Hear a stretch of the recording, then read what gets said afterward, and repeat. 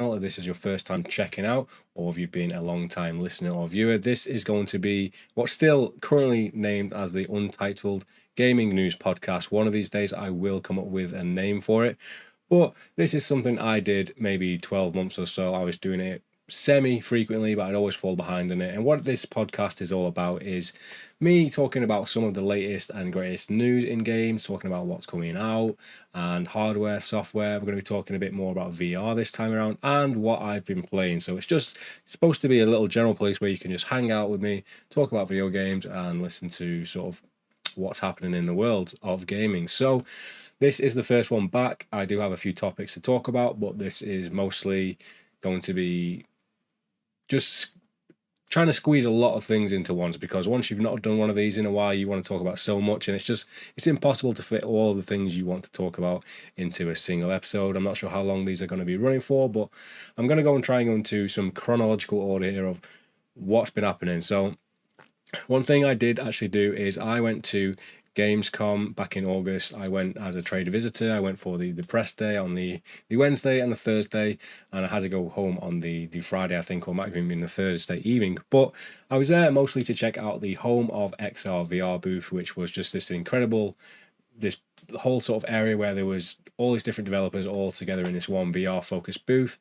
It was kind of appointment only, so you couldn't just walk up and go into this and just start playing it. That you had to have appointments, and so thankful to Jamie and Xenia, I think, from the company who sorted this whole thing out. So it was a great time to go there. I played a lot of games. There's a lot of things I also missed out on just because it was so hectic trying to fit things in, and I booked it very last minute, so I did not have like too much time because I only had maybe 2 days there, and 2 of those days were jam packed with appointments, and I also had to leave early to get a flight back. So this time, if I'm going to be going again this year or next year, whenever, I'm going to make sure that I try and book this thing way in advance and be prepared for it. So yeah, mostly going to be talking about the XR booth. I'm going to skim through it quite quickly because there's quite a lot of stuff there, and a lot of the stuff that was, because this is from the end of August now, and we're now in October, so it's taken me a long time to talk about this. I did talk about this on the Cross Button VR playlist. That was like sort of the main place where I have spoken about this. So if you've not checked out them,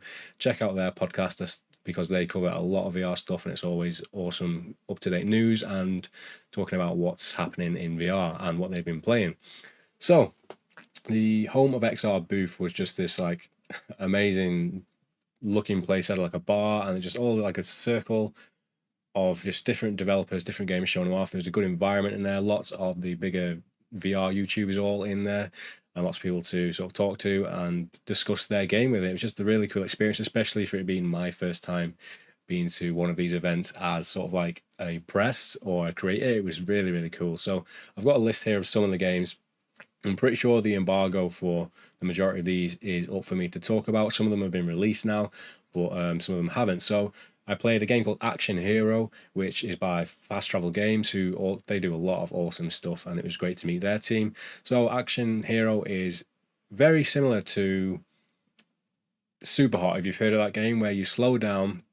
Everything is basically at a standstill until you move, and when you move, the world moves with you. So you kind of have to go in slow motion and dodge bullets, Matrix style, and take out enemies. And the whole thing about Action Hero is it puts you into set pieces of sort of movie themes. So I only got to play 1 or 2 levels, and they were based in this sort of Indiana Jones style game. So think super hot with boulders, and there was giant dinosaurs trying to kill me, and shooting red barrels to blow up enemies. But in slow motion, you get to be the action hero, picking your sort of ways of getting through the level while looking like a badass because it's in slow motion. So you get to really feel like you're Neo from the Matrix, blowing up barrels and making sure enemies fall into this boulder.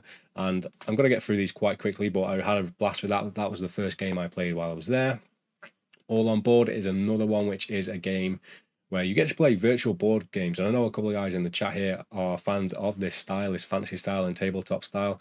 And All on Board is basically a way where you can play tabletop board games with your friends anywhere in the world in VR. And what they've done is they've licensed out basically tabletop board games and converted them into a virtual reality version. And they've done a really good job from what I did play. I didn't get to play too many of them. I played maybe 2 of the games, but I think it's going to be a platform where they launch with maybe 6 titles, and they're going to keep progressively adding to it as they get more licenses. But it really opens up a way for people to get into tabletop game, because you don't have to have 6 people all have the time to sit in one physical building and play. You can play this all over the world at any time. All you need is a VR headset, obviously, but it just gives you this opportunity to be able to play whenever and wherever in the world with whoever. So really good idea, and I can't wait to check that one out when it comes out.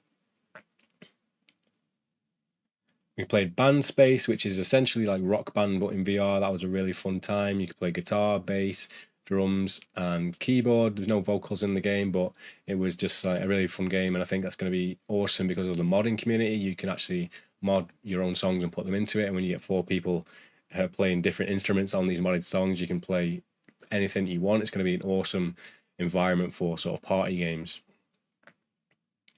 Escaping Wonderland, that is just released now. That is the sort of spiritual successor to the game Down the Rabbit Hole, which I've actually been playing recently. I've not gotten around to playing Escaping Wonderland besides what I played at Gamescom, but it is a VR game where you are in the world of this Alice Wonderland story, and you kind of follow the map around. You're kind of in this dome where the whole world is around you. I'm trying to explain this for audio listeners as well as video. But you're in like a dome. You feel like you're in a cylinder, and the whole map is all around you in a circle. Oh, thank you for the subscription, KDB. Appreciate it, dude. Yes, I am back with this podcast. It's been a long time. I think you spurred me into this by doing your own one. It's made me want to do it every week. But Escaping Wonderland is really fun from what I played, because you're in, like I said, you're in this dome, and it's a 360 environment with all these different rooms that when you move into them, the world opens up around you, so you could spin around in a circle and see this entire Alice in Wonderland world. And the way you'd move around is by grabbing these roots. It's as if you are underground, and you can grab the roots and swing the whole thing around. Zoom in as far as you can, zoom out, and you can zoom in and see all these little tiny details that they put into the world. And just had a great time with that, and can't wait to actually play the full release, which is out now on the Quest, and I think Pico as well. So just going through the list, I think I'm probably going to leave it there for this topic. I can always talk about more of these in the future, but I played quite a few games, but like I said, I missed out on playing a lot of them, like Arizona Sunshine Remake and Metro Awakening. That was the one I really wanted to play, but that is going to be coming out on November 7th now, so not too far off to play. So that's it for Gamescom. Had an amazing time there. Always have a great time, but just going for that extra special sort of press early day was just an amazing experience, and I hope to get to do it again next year. So moving on from that topic, we're going to be talking about the PS5 Pro. Now, this is a very hot debate amongst people, whether it's worth the money, whether it's a rip-off, whether you can get your hands on one. And it seemed like a lot of the discussion was flipped on its head when people said, no, there's no way I'm buying that for £700 in the UK without a disc drive, without a stand. And then when they released the 30th anniversary grey version, it kind of flipped people on their heads and just wanted to get that version purely for the aesthetics. And I can see why. And I honestly really do want to get one of them, just because if I'm going to spend that amount of money, I want that special edition. And I tried to get that. I was there at early doors on the release date. I even got into the queue within the first sort of 5 minutes. I've been there for an hour or so, and I was in the queue waiting just because I wasn't entirely sure if I was going to get one. I wasn't even sure on the price of the thing. It came out as £959, and that's with the dual sense edge, which I'm not really that bothered about, but it's part of the bundle, so it doesn't exactly add on much as if you were to buy them normally. But I really wanted that grey 30th anniversary edition, which is sort of the look of the PS1. So I queued up for that, and as soon as I got into the queue, unavailable, gone. I've had like stock alerts on, and every now and again one will come in stock and it will go out again and at the same minute. So it's kind of impossible to get now, but I'm just hoping I do get my hands on one. But the PS5 Pro is apparently 45% more like power in the GPU. The CPU is pretty much similar, but it has a little bit of overhead. So I think what it comes down to with this is, obviously, if you have the money to spare and you want to get one of these, that's totally fine. A lot of people can't afford one of these, and that is a little bit of a problem, but this isn't made for those type of people, I guess. This is a premium, sort of an extra. You don't need it. All it's going to do is boost those frame rates, boost that fidelity, and you don't need those things unless you have a high-end setup in the first place. Like, this is made for the people who have the 120 hertz TVs with just all the bells and whistles. So if you want one of these things and you think it suits your personality and you can afford it, then go ahead. For those who are sort of saying this is a rip-off, yeah, I get that point as well, because £700 for a console is a crazy amount of money. But for the specs that are in this system, there's no way you're going to be able to build a PC that matches it, the full package with the power supply, the CPU, the motherboard, everything. There's no way you're going to be able to get that for, I would say, under 90 £900. You're not going to get that, and even at that point, it's going to be a mid-range system. So, I mean, for what this is giving you spec wise, and with the PSSR, try not to say that too fast or it sounds like something else, which we all know. But I think with all the tech built into it, you are going, yeah, there we go. KDB said it in the chat. But I feel like what you're going to get from this is going to be quite a big improvement over the original PS5. And this is one of the main reasons I want one of these. I am heavy into PC gaming. That is my main platform these days. I haven't really bought too much on the PS5 because either it comes to the PC eventually, or a lot of the stuff on there is it's not going to be exclusive for long. So the reason I want one of these is selfish in a way, is because I have the PC up here and I work a lot at an office at a desk, and sometimes I just don't want to come and sit at this desk all day after I've finished work. Sometimes I kind of just want to chill out, and there's a lot of times where my girlfriend plays downstairs on the PS5 and I want to play as well, but I'll have the game on PC and she will have it on PS5, and then it's kind of like, do I bring my PC down? Do I try and play it on my laptop at a lower spec, or do I buy it on PS5 and just go with whatever version I get? So my sort of reason for picking up the PS5 Pro when I do get one is that I want the bridge to be closer between the PC and the PS5, and if that's going to give me the 60 frames and the higher fidelity modes at the same time, it's going to give me less of a reason to pick up a PC version, and more reason for me to have a more relaxed experience downstairs without having to bring the PC down, because this thing is very, very chunky. But that's all I've really got to say about the PS5 Pro. I mean, I always, this is my sort of passion. I always try and pick these things up as soon as they come out, just because I always want the next best thing. I know it's not the most financially viable thing to do, but it's just who I am. I see something like that and I really want to test out the new greatest thing, and I think it will make quite a big improvement to a lot of these games. But yeah, getting that 30th anniversary version, 12,000 in the UK, in the world, sorry, that was always going to be a very big problem. I think the Japanese way of pre-ordering it, you had to have at least 30 hours of gameplay on your system already, which I definitely think would have weeded out a lot of the scalpers, because these things are going for nearly £10,000. Some of them I've seen on eBay, so I know a lot of them have been shut down, but it is a problem. Scalpers will always scalp if they get the opportunity, and Sony's left the goal open for it. So I didn't have no luck, but I got Portal and a controller. I'm glad you were able to get them. I'm kind of kicking myself, Scott, because I obviously I couldn't get the bundle for the console. It was out of stock immediately. And so I thought, you know, I've got the Portal. I've never massively wanted a Portal, but I saw that and I put it in my basket and I was going to go ahead with it. And I decided if I'm not going to get the bundle, then there's no point in me getting this Portal as well. I kind of wanted the whole package, and I removed it from the basket, and then it was disappeared. It's gone forever. So if they both ever come back in stock, the bundle and the Portal, maybe I will jump the gun and get them, but I'm going to have to be extremely, extremely lucky. I'm still a PS4 peasant, says Steve. Well, it's still a great console, and a lot of the games are still coming out on the PS5. I want to know what your sort of your verdict is. Would you, if you were to pick up a PS5, Steve, would you go to the Pro? Would you pay the £700 for the Pro, or would you just get the base version? I suppose it comes down to what your setup is. If you have like a high-end TV and you can make use of all the features, I want it so I can sit and live. Yeah, that's it. Because you've got a PC too, right, Scott?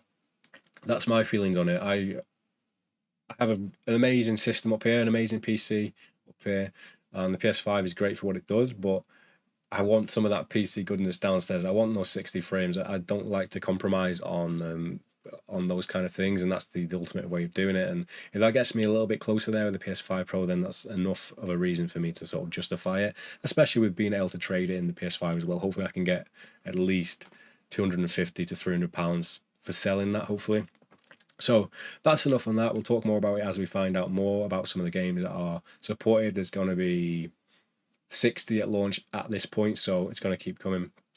So state of play, not too much to talk about in this one. We spoke about most of the stuff for the 30th anniversary. So there was a few things that surprised me here. Now, I did watch KDB's podcast where he was talking about some of the things in his podcast, and I am a VR player, so some of those things actually did get me excited. So the Metro Awakening release date, mentioned that previously in the Gamescom thing. I think that looks awesome. It's going to be very immersive, like the Metro games are already, and it's coming out on the same day as the PS5 Pro. So I've got a feeling we might be seeing an enhanced version for that, and that's also another big feature of why I actually want the Pro is it's going to boost those visuals on the VR games and really tap out those headsets, because the resolution on the PSVR 2 headset is actually really great. It's just that a lot of the games can't sort of push max specs on it because you've got to render basically two things at once. So using the hardware of the PS5 Pro along with the PSSR technology, I feel like we're going to be getting pretty much high-end PC VR on the PSVR 2, which is definitely a big reason why I want it. So what else did we get? So some of the games were the VR ones. So the Midnight Walk looks awesome. That's this really weird claymation game, which is a hybrid game, PS5 and on the PSVR 2. So it's hopefully going to sell a lot more copies with it being hybrid. I've never spoken so fast and at this speed in a while, so I am losing my voice a little bit. So we're going to have to practice this for the next podcast. But claymation, it looks really creepy. It's got this whole, what's that game? Little Nightmares vibe mixed with some Tim Burton vibes. And apparently this has been worked on for quite a long time. And I feel like they did announce something about this a long time. This is the first time we've seen it. So I'm really looking forward to that. That's coming out, I think, next year, that one. I think the one thing that VR players were not expecting at this event was Hitman, The World of Assassination, coming to PSVR 2, because the original version was bought on the PSVR 1, the PC. There was not a lot of VR aspects to that game. It was very much press buttons with a dual shock compared to a proper VR game. And XR Games just brought out the Hitman 3 Reloaded version, which is built from the ground up apparently for VR on the Quest, which has apparently been quite bad as a port. Apparently it's not that much more of a VR interactive game, and performance and all kind of things, and the graphic style being very cel shaded. A lot of people were not happy with that. And then now we have this surprise announcement. It's like a month after its launch that we're getting Hitman World of Assassination Trilogy, the full trilogy in high fidelity on the PSVR 2. So that was a huge surprise, and I'm very happy for that. So I actually went out and got that on the store straight after that because it was on sale for £35 for the entire trilogy deluxe edition with all the DLC. So I'm very, very excited to play that when it comes out. Question for whenever from KDP. I just recorded an episode about game magazines because Play Mag shut down. Do you have any fond memories of gaming mags? Absolutely, yeah. I mean, I feel like I didn't buy them. I bought them a lot more when I was a lot younger. Obviously, as technology and the internet came around, I stopped buying them as much. But I definitely have fond memories of picking up magazines that had news about games that I didn't even know existed at the time. I think you'll enjoy this one because I know you do a lot of the Resident Evil stuff on First Aid Spray, and I remember seeing Resident Evil 1 Remake for the first time on a GameCube magazine. And I love the first game. That's like one of my favorite games. It's like the first thing that got me into gaming and horror. And I remember just seeing this magazine with like Chris Redfield in super high graphics back then on this cover, and like I made my parents buy me that magazine so I could look at it, and I just saw pictures of like Yawn the Snake and just how amazing it looked in comparison to the PS1 version. And like that's the type of thing you get with a magazine. You get this really nice artwork, really high sort of quality paper, and you let your imagination run wild compared to seeing a YouTube video. It's like where movies used to come out, or when you were younger and you didn't know anything about reading up on movie news or trailers, and you saw maybe the title or a teaser, and you use your imagination. That's the kind of magic you get from that type of media platform compared to these days. Everything is spoon fed to you in a way that you don't necessarily want, especially with movies and behind the scenes and like set photos and stuff like that. So I'm definitely losing my voice here. I have limited on my GPU to 60 because my PC only can do. Well, yeah, I can understand why you would do that, Steve, because when you go higher than 60, your CPU takes a taxing massively. So mine's, well, I've capped my monitor at 120 hertz because my graphics card doesn't support any higher, but I can definitely tell like it takes a lot more on the CPU when I go higher than 60. I bought the PS magazine for yes, yes, yes. I remember having the Resident Evil 2 demo somewhere with a really cool like split face poster from the OG one where it's got like a half a blue face. I remember that. That's how I discovered a broken sword through the demos. Missed demo disc, so many draws still. I discovered everything from mags. Yeah, wow, 2004. Yeah, there's a lot of yeah, there's something to be said about finding out the information, especially if there's a lot of information in one magazine that you didn't know about. That's like the Bible there, reading this magazine with all this new information and just getting your imagination going wild about what's coming and what it could be like.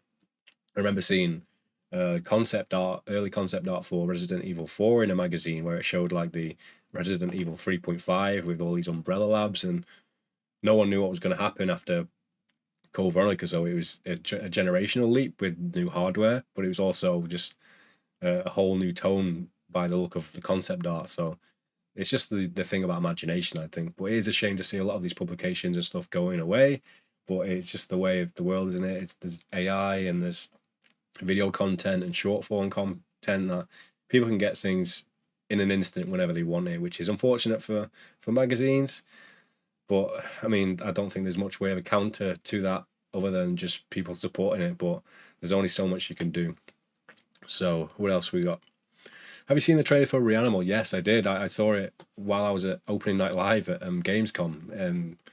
Live first reveal, awesome. They had a booth there as well, but I never got to play it. But it looks very, very similar to Little Nightmares, honestly. But I'm clearly going to be playing it. I still need to play Little Nightmares too. Actually, I've been saying with them that we need to do co-op on that, so I kind of want her to play the first game and then we can co-op the second one together. It's crazy that in this digital age we have less demos. Yeah, I mean the thing is on Steam there are so many demos, but you never get to see that many high-profile demos, and they usually kind of I actually don't know what the purpose is a lot these days with demos because it's not to promote the game. It's usually just like, is our game running okay? You can tell us now, and we probably don't have time to fix it. But that's all I've got to say about that. So obviously at the state of play we had the Ghost of Yotai as well. Cannot wait for that. I do love the character of Jin Sakai, so I kind of wish, well, I hope we get to see some kind of continuation at some point with him, but down for a whole new story.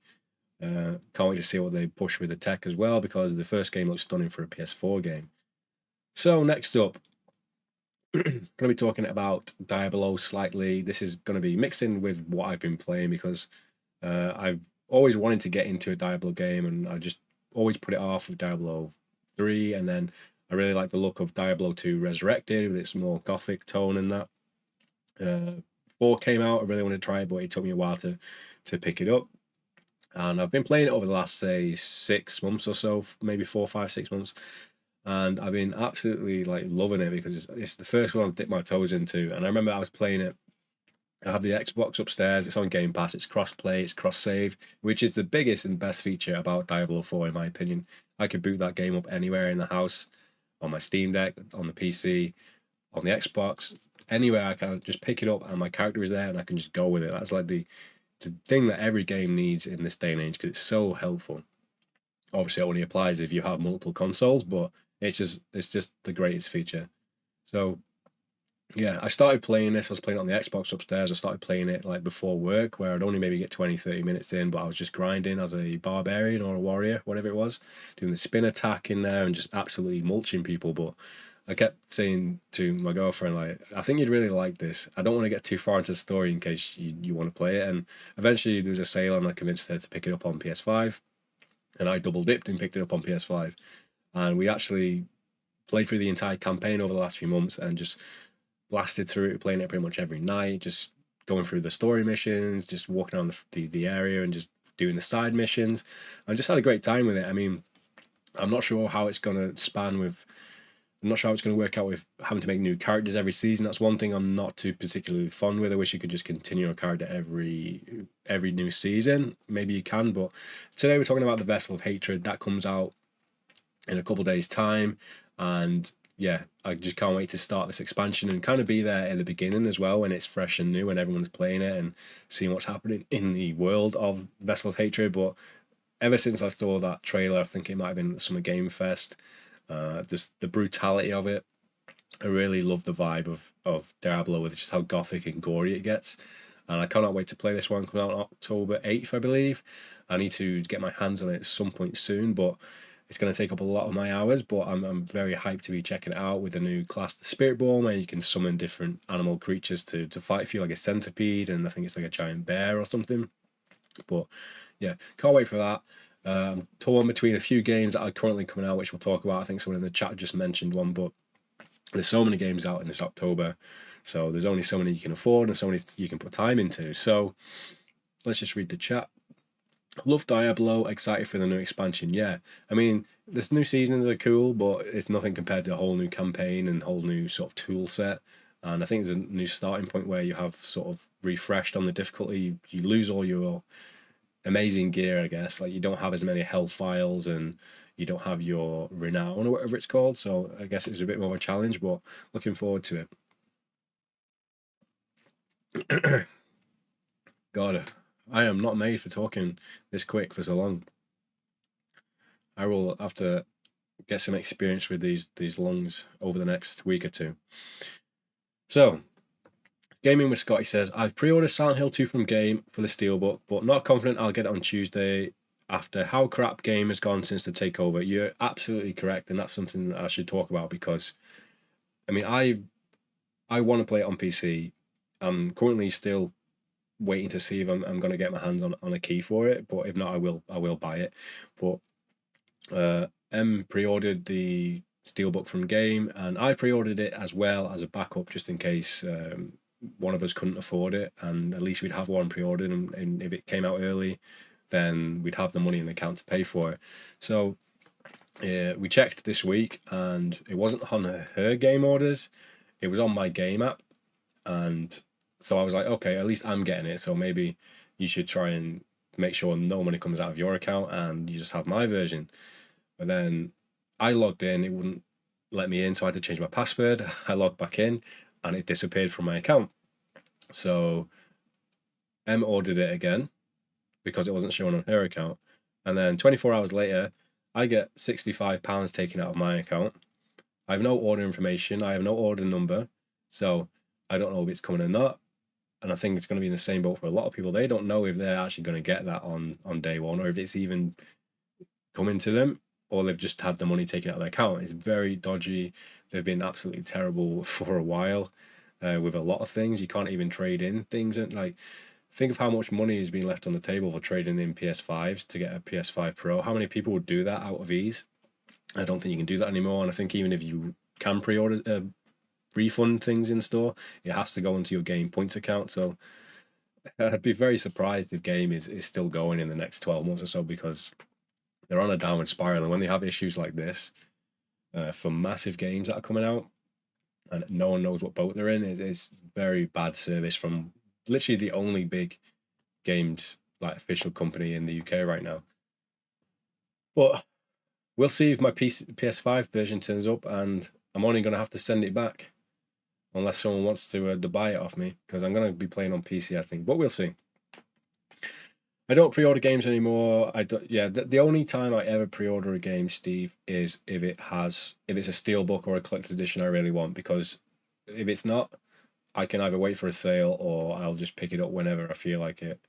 I do tend to want the physical version, but majority of things I do pick up on PC, so it's always a Steam code. But yeah, we're gonna see. But talking about Silent Hill, I mean, very excited. This picture was left here on my screen from our last podcast, when we probably spoke about when it was first announced. So that's the last time we did one of these podcasts. But very excited. I didn't really know how to judge my hype on this game when it was first announced. Obviously, I was excited just after Resident Evil 2 and 3 and 4 and all of those games being awesome. It was Silent Hill's turn to get that treatment, and it looked a bit janky at the start, and maybe it still is, but I'm so glad to see that after a lot of the previews and early reviews that are going up this week, that people are sort of really surprised by how much they're enjoying this. People are like loving this game, and they're totally shocked that it's turned out as good as it could. And a lot of that comes to do with the controversy about the people helming it, which is Bloober Team. I've always enjoyed a lot of Bloober Team's games. Honestly, I've never come out of one of their experience and been like, oh, I hated that game. I know that some of them do have a bit of jank. I think the medium especially had a bit of jank on the PC version, but that game was trying to render two worlds at once, and that took up a lot of GPU power. So I can understand why that game was like had some issues. I wish it was smoothed out. I ended up actually buying that on the PS5 instead because it ran so much better than the PC. But I've loved the majority of Blueberry games. Like, I love Blair Witch. Like and Layers of Fear. I've not played Layers of Fear yet, but I think people just didn't like some of the takes those games had to do with maybe mental health or something like that. And this is Silent Hill's a game that is very, very uh, vocal on uh, mental health and stigma, and some of the themes in this game could be really messed up if taken in the wrong way or done in a non sort of way. Because the original, which I just played again for the first time, it's on the channel. I played the enhanced version. There's a lot of subtlety to that game that is you have to figure it out for yourself or watch other people's lore videos or something, because a lot of that you have to figure out what the actual thing is that's happening, and maybe that's the way it's supposed to be. Maybe there's ambiguity about what actually happened to some of these characters, but there's a lot of risk on the table for this game to mess those things up. And from what I've seen from people saying, and these are like hardcore people who are massive fans of the original, massive fans of survival horror, and saying all the right things about what they want from this version, and they seem to be very pleased with it, and that just got my hype levels like so much higher. And just the little things I've seen, I've tried not to look at too much, but the idea that when you go into like rooms and you go into new areas, James actually pulls out the map. He pulls out a little red pen and circles areas and writes things on the map, and even writes things that you would be saying yourself. Apparently, like he writes like cage with a dog's head in it, question mark, or he writes things that you would think if you wanted to come back to that room. And I love those little immersive details like that. So very excited for that. That's also coming out in a couple of days. Like I said, I don't know how many of these games I'm going to be getting. Uh, there's so many that I can only afford one, if that. So we will have to see, but I'm very excited. I think Silent Hill 2 would probably have to be the priority just because of how much I love the game. But we'll see. I will get excited when it. Oh, yeah, that's the problem. So KDB is primarily Xbox player, and the exclusive. Sorry, my throat is dying, but yeah, the exclusivity of it being on PlayStation only for a year and PC. I mean, I'm thank God it's coming to PC on day one as well. But I mean, there isn't too much need for it in this day and age. Um, it's like a placebo effect. It's like if it's on PlayStation, it's the home of Silent Hill. Does that mean that people are gonna go out of their way to buy it as a exclusive game, compared to it being a third party title where they might not be as excited to buy it? But I think they're probably going to get more sales if it's on all platforms, right? And this is a game that needs it because it does not have the amount of people behind it as Resident Evil does. Resident Evil is known to be like a huge franchise for the last 6-7 years. Silent Hill 2 is coming up from the ashes of Konami's downfall, so this needs to make a lot of sales to make Konami happy and the people happy to continue with this franchise. And I really, really hope it does, because I want to see a Silent Hill 1 remake. I want to see 3 remake. I'll take any of them, but it needs to make the money back to make it viable in this day and age, which is a very tough ask, as we've just seen with Concord and many other games that are coming out. I mean, scrapped straight away. The team shut down, just like I just mentioned with the Hitman Reloaded on the Quest 3. XR Games has had mass layoffs, and they've still got 2 or 3 big VR games coming out this year. And it's the state of the industry at the minute with profits and how much budget they're putting into these games. It's crazy, but that's a whole different topic. That's not really my forte. I'm a disgusting Xbox, KDB says. Exclusivity can boost indie games, but Silent Hill doesn't need it. Yeah, I understand. Yeah. Doesn't need exclusivity. Yeah, it doesn't. It doesn't need to happen, but I think there's just something about this, the PlayStation stamp on it, which is getting a certain sort of audience of people more excited, saying, "Oh, this is our big game of this season. It's a PlayStation game. It's on Halloween season. It's like a must have." Whereas I think maybe some people might see it, but it's just like on everything on day one. It's like, oh, there's all these other games coming out. Uh, it's probably going to go on Game Pass. I don't know. There's a whole thing about it, but either way, it should be everywhere. Everyone should be able to play it. And speaking about that, everyone should be able to play Silent Hill 1, 2, and 3 and 4 on multiple consoles at this point. We've got the Metal Gear Solid Master Collection. We've got Resident Evil 1 on the PlayStation Premium Collection. Why don't we have Silent Hill 1 at least already on that, ready for people to play before Silent Hill 2? I don't understand why that's never come to the PS5, or why we don't have a decent. I know something to do with the lost source code for the original games, but maybe there can be a deal like striked up with the enhanced edition people to create a new version of Silent Hill 2 on PS4, PS5, Xbox, all of them. So, yeah, very excited for Silent Hill 2. And what else do we even have in here? So I've skipped out a few of these, I think. So Until Dawn as well. This is another one that's just released. So we're talking Vessel of Hatred, Silent Hill, Until Dawn, all within a week of each other. I'm pretty sure there's been another couple that have come out recently as well, but this is another PlayStation. I know there's a lot of PlayStation stuff in here, but this is a remake of a game I absolutely loved back in the day. It's seeming to get a bit of controversy about this new version with the aesthetics and the look of it compared to the original. Some people love the way it looked in the original. It's now been transferred to Unreal Engine 5. I am very excited to play it again because I've been holding off on a playthrough of this for maybe 3 or 4 years. There's been rumours about this remake for a long time, and it plays perfectly well on the PS5. It's 60 frames a second now, whereas this new version is 30 because of the Unreal Engine 5 and the whole new fidelity to it. So this, I think, is going to shine on the PS5 Pro, but it's also on PC, which is probably where I'm going to pick it up. But it's just, it was the original of the Dark Pictures, all of those type of game. This is the one that sort of sealed it as being a classic, playing through this slasher style movie experience where anyone can die, anyone can survive, and you can have multiple different endings. This is the game for me. Like, I love horror movies, and I just can't wait to play this one again. But like I said, it's having a bit of controversy about the way it's enhanced, and also I've been hearing a lot about some issues with it crashing, and I think someone nearly broke their PS5 as well. So be wary about picking this one up unless you've done some research or if it's had a patch or not. But already out, do want to play it, hoping to play it on stream or even on the YouTube channel at some point this month for the spooky season. So very excited about that. So other than that, there's not too much to talk about. This has been quite a long first episode back, honestly. I'm going to try and make it a bit more condensed with a lot more sort of visuals for the video viewers here to see exactly what I'm talking about, because I did put a lot of things into small, big categories with a lot of things into a little small corner of the podcast. So what I've been playing recently, so I've been trying not to take on too many games at once here, and this means I've had to stop playing some games that I'd started, such as Starfield.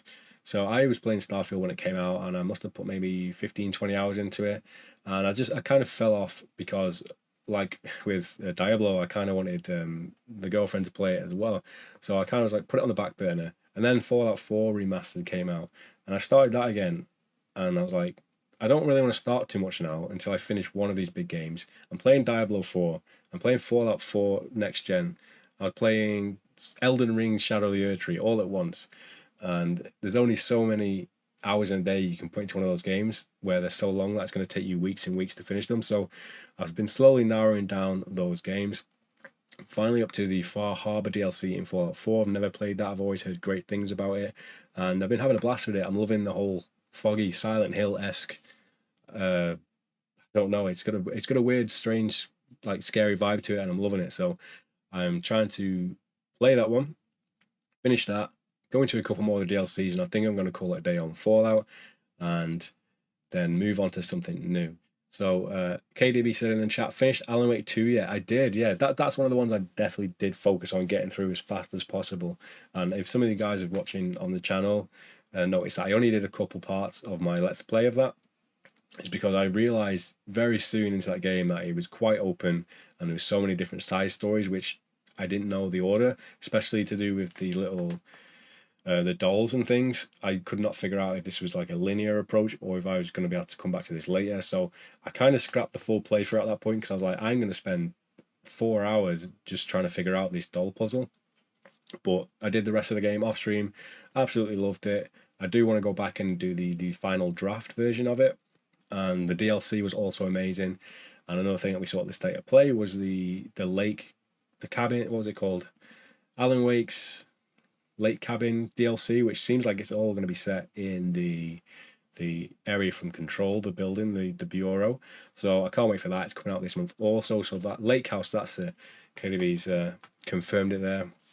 Lake House, cannot wait for that. That is going to be an experience. It's coming out in October, so all of these horror games for me to get my hands on, and that's not even talking about the ones that I haven't even played yet. Like, I still haven't played Callisto Protocol, love it or hate it. I still haven't played Dead Space Remake.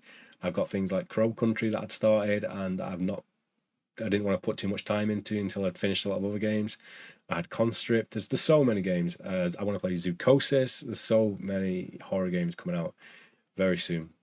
And in stark comparison to that, I also had my TV break over, I think it was when I was at Gamescom actually. But just before we went to Gamescom, or before we went away to somewhere, I was going through my LG OLED's like apps, and it just crashed, and I had to unplug it. And then we went to Germany, or we went to London or something for the weekend. And when I came back and plugged it back in, it would not turn back on. I think something like in the processor had fried, or the power had fried, and anytime I tried to swap out the fuse for the power, it would just blow again and flip all the breakers in the house. So I didn't have a TV essentially, so I had to go and get a new TV. And I'm trying to think what I was trying to say with this point. So I got a brand new TV, still paying for it. It's a lot of money, but if I was going to get one, I wanted to have one that would at least match what I already had. But I started a game which is way worthy of this experience. Brand new TV, you got to get your first game on there. And I went with Ace Attorney, the Phoenix Wright lawyer game, the port for the PC from the DS.